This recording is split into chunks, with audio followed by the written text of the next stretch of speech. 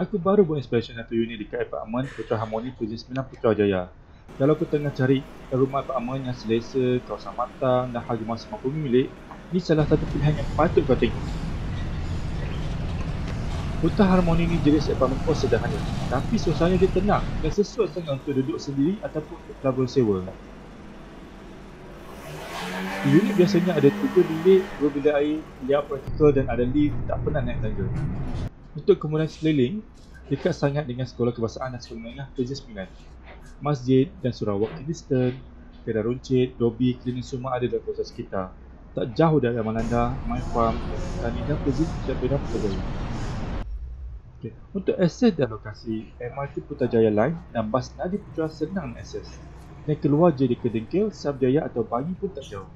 Nak ke Max atau Elite Highway pun dekat. Harga sekarang bawah RM300,000.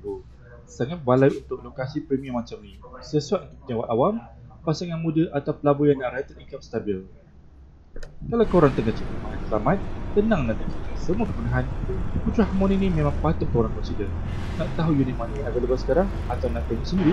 Diam saya. Saya akan guide dari A sampai Z.